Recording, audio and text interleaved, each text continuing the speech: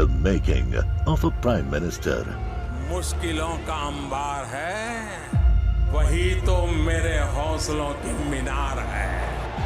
हिंदुस्तान में दो प्रधान दो निशान नहीं चलेंगे। अगर इतनी ताकत ये पाकिस्तान के खिलाफ लगा दे तो आतंकवाद आजाद हो गया। हम चुनौतियों से टकरा रहे हैं। सर्जिकल स्ट्राइक और एयर स्ट्राइक करके नए भारत के सामर्थ्य का संदेश भी दे दिया है। तुम उठो, तिरंगा लहरा दो। जननायक नरेंद्र मोदी के 20 वर्ष पुराने भाषणों पर आधारित एक बेहद लोकप्रिय कार्यक्रम। क्या कहते हैं नरेंद्र मोदी?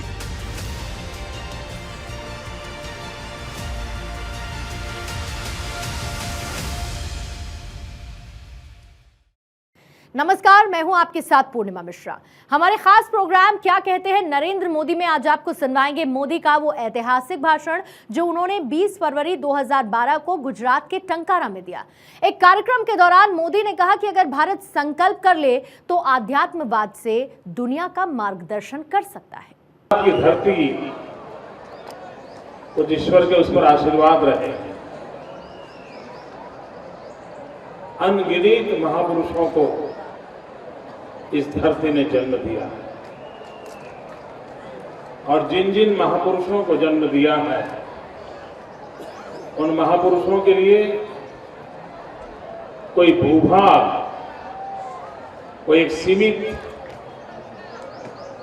भौगोलिक क्षेत्र तक उनका प्रभाव नहीं रहा। वो विश्व भर में अपना प्रभाव फैलाने वाले रहे। वे किसी युग तक सीमित नहीं रहे, वो युगों तक अपना प्रभाव प्रसारित करते रहे।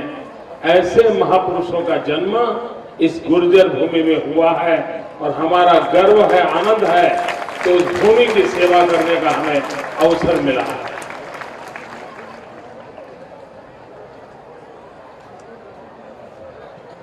गुजरात के लोग शायद उतना नहीं जानते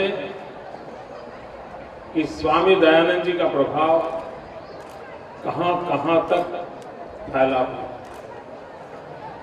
और विशेष करके मैं स्वयं भी जब तक उत्तरी भारत में कार्य करने के लिए नहीं गया था, हरियाणा पंजाब उस क्षेत्र में जब तक मैं कार्य के लिए नहीं गया था, तब तक मुझे भी उतना अंदाज नहीं था कि उस पूरे उत्तरी भारत के उन क्षेत्रों में कोई परिवार ऐसा नहीं होगा जहां पर आर्य समाज की इस मूवमेंट का असर न दिखता हो और उनके जीवन में कोई परिवर्तन ना हो। हम गुजरात के लोग बहुत बार सोचते हैं कि अन्य राज्यों में नॉनवेज खाने वाले बहुत होते हैं।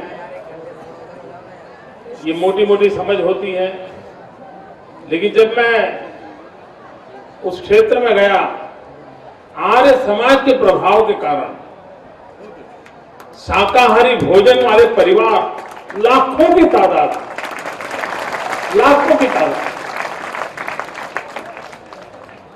और कुछ लोगों के जीवन पर कितना प्रभाव रहता था। जब हरियाणा में मुख्यमंत्री हुआ करते थे चौधरी बंसीलाल जी, और उस जमाने में मैं हरियाणा में काम करता था, और कभी अगर बंसीलाल जी की कुछ ऐसी बातें थी जो आमतौर पर वो सुबह देर से उठने वाले व्यक्ति थे, लेकिन रात को बहुत देर तक काम करते थे। तो कभी मीटिंग का समय भी रात को 12 बजे देते थे और 12 बजे से रात 2 बजे तक गप्पे गोष्ठी, उनके स्वभाव में था। और मैंने देखा था कि मेरी उनकी निकटता भी बहुत हो गई थी वहां काम करते करते। लेकिन जब कभी विषय आता था महर्षि दयानंद जी का, वो इतने इमोशनल हो जाते थे, उनकी आंखों से ऐसे आंसू बह जाते थे, वो रोज बात करते करते इतने भाव विभोर हो जाते। यानी वहां के जीवन में आज भी महर्षि जी का कितना प्रभाव है, वो उस क्षेत्र में अगर मैं गया ना होता तो शायद मुझे भी इतना अंदाज ना। वहां स्कूल, कॉलेज, यूनिवर्सिटी सब महर्षि जी के नाम पर है। वहां के सार्वजनिक जीवन की हर संस्था है महर्षि जी के नाम पर, क्योंकि उनका प्रभाव क्षेत्र रहा। मित्रों, एक बात की ओर मैं ध्यान आकर्षित करना चाहता हूं। इन दिनों एक अलग माहौल है, अलग चर्चाएं हैं, कुछ इतनी विकृतियां आ गई हैं कि उसके कारण हम अपने सत्व, अपनी शक्ति को भी खो रहे हैं। लेकिन कभी न कभी तो इस राष्ट्र की जो मूल ताकत है अध्यात्म, उस आध्यात्मिक शक्ति को सभी को स्वीकार करना पड़ेगा।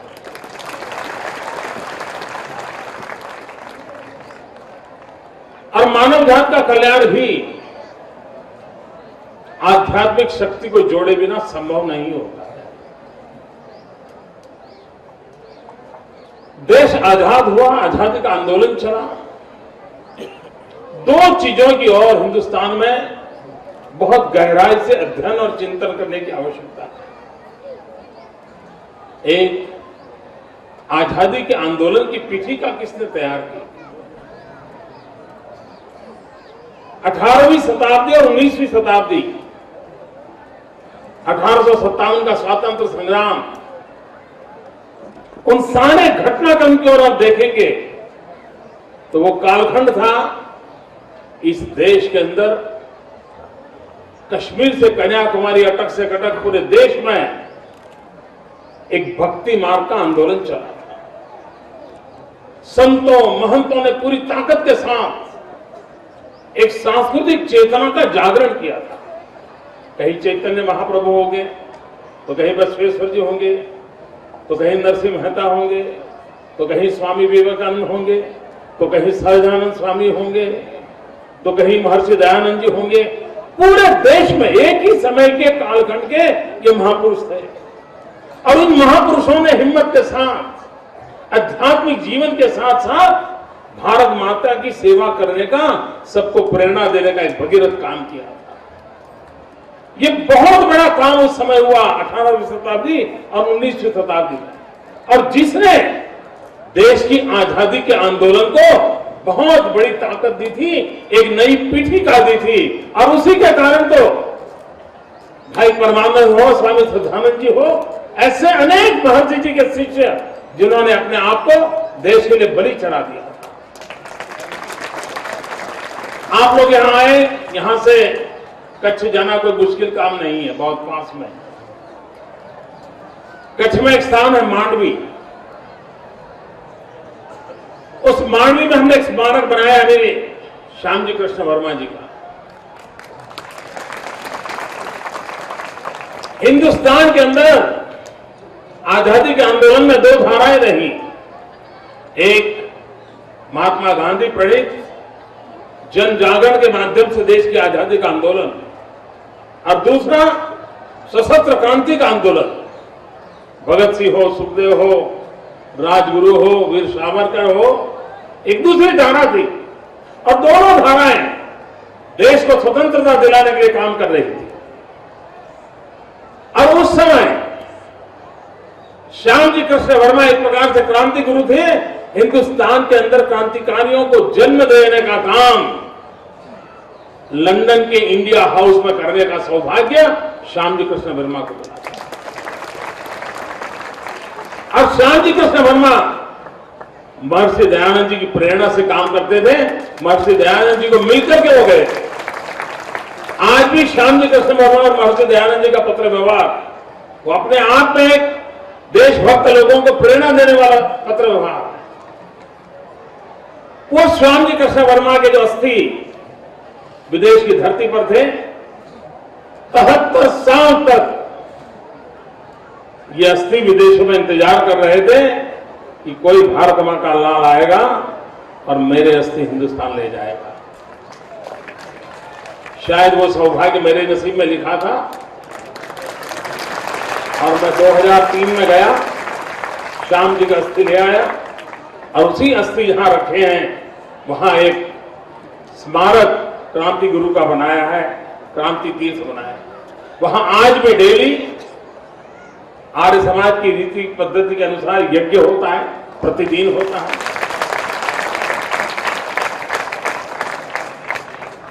राष्ट्र जागरण में महापुरुषों का क्या योगदान था, उसको नई पीढ़ी को बताने का प्रयास होगा।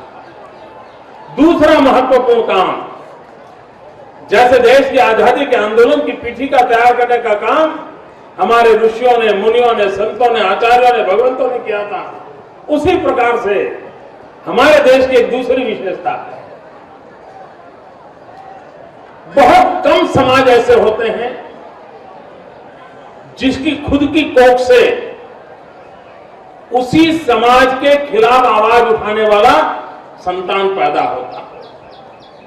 बहुत कम होते हैं, दुनिया में ऐसे उदाहरण बहुत कम है। एकमात्र विश्व में हिंदू समाज ऐसा है कि जिसने खुद ने ही ऐसे अपने संतानों को जन्म दिया जिन संतानों ने खुद ने हिंदू समाज की बुराइयों के खिलाफ लड़ाई लड़ी। राजा राम मोहन राय जन्म से हिंदू थे, लेकिन हिंदू समाज के अंदर जो विकृति थी विधवाओं के संबंध में, वो लड़ाई लड़े, समाज के खिलाफ लड़ते रहे और समाज को सत्य की ओर ले जाने के लिए मजबूर किया। अंधश्रद्धा इतनी बड़ी मात्रा में हमारे यहां व्याप्त थी और अंधश्रद्धा के कारण एक वैज्ञानिक ताकत समाज की खो जाती है, उस बात को भली भांति पहचाना था महर्षि दयानंद जी ने। और वही तो शिवरात्रि का फल था, वही तो शिवलिंग था, वही चूहों की कथा थी जिसने एक बोध किया, एक ज्ञान किया और उसी दिन से निकल पड़े थे महर्षि जी। और तब जाकर के दुनिया के सामने अंधविश्वास के खिलाफ लड़ने के लिए लोगों को प्रेरित किया। मैं तो आज भी मूर्ति पूजा का विरोध करना हो तो कितना दिक्कतजनक होगा, उस जमाने में आवाज उठाने की ताकत कितनी बड़ी रही होगी कि अंधश्रद्धाओं के खिलाफ लड़ना है। और स्वामी दयानंद जी रूढ़ी भंजक थे, पुरानी अंधश्रद्धाओं की जो मान्यता थी उस पर कठोरा गांठ कर करके समाज को झकझोर करने की ताकत रखते थे। समाज की परंपरागत बुराइयों के खिलाफ दिन रात लड़ने वाले व्यक्ति को भी यह देश की ताकत देखिए, महर्षि के नाते आज भी पूजा कर रहा है। ये इस देश के समाज की विशेषता है, वरना कब को किसी कोने में डाल देते, तुम ही हो जो हमारे खिलाफ बोले थे, ऐसा नहीं किया। समाज की बुराइयों के खिलाफ लड़ना, अस्पृश्यता को हमारे यहां कितनी प्रतिष्ठा मिल गई थी सदियों पहले। यही तो नरसिंह मेहता थे, यही तो महात्मा गांधी थे जिन्होंने लोगों को कान पकड़ करके कहा ये गलत रास्ता है, ये मानवता के विरोध है, ये अस्पृश्यता को त्याग करना होगा। उसी मिट्टी में से पैदा हुए थे। ये हमारे देश की विशेषता है। और उस अर्थ में महर्षि जी का समाज को अंधश्रद्धा से मुक्त करना, वैज्ञानिकता के आधार पर समाज को तैयार करना, तर्क और बुद्धि के सहारे पर ऊंचाइयों को प्राप्त करने के लिए प्रेरित करना, ये बहुत बड़ा काम महर्षि जी के माध्यम से हुआ था। और उसी के कारण, और मित्रों इतने साल हो गए, आज भी दुनिया के अनेक स्थानों पर आर्य समाज की प्रवृत्ति चल रही है। वो एक वैचारिक आंदोलन है। वो वैचारिक आंदोलन आने वाले दिनों में अनेक प्रेरणा देता रहेगा, ये मेरा विश्वास है। मुझे मालूम नहीं था कि ये दिल्ली से आए हुए महापुरुष हैं, तो उन्होंने एक मांग पत्र का चिट्ठा रख दिया। हमारे यहाँ गुजरात में तो परंपरा नहीं है, हमारे यहाँ तो परंपरा है नहीं। The making of a Prime Minister. मुश्किलों का अंबार है, वही तो मेरे हौसलों की मीनार है। हिंदुस्तान में दो प्रधान, दो निशान नहीं चलेंगे। अगर इतनी ताकत ये पाकिस्तान के खिलाफ लगा दे तो आतंकवाद आसान हो गया। हम चुनौतियों से टकरा रहे हैं। सर्जिकल स्ट्राइक और एयर स्ट्राइक करके नए भारत के सामर्थ्य का संदेश भी दे दिया है। तुम उठो, तिरंगा लहरा दो। जननायक नरेंद्र मोदी के 20 वर्ष पुराने भाषणों पर आधारित एक बेहद लोकप्रिय कार्यक्रम क्या कहते हैं नरेंद्र मोदी।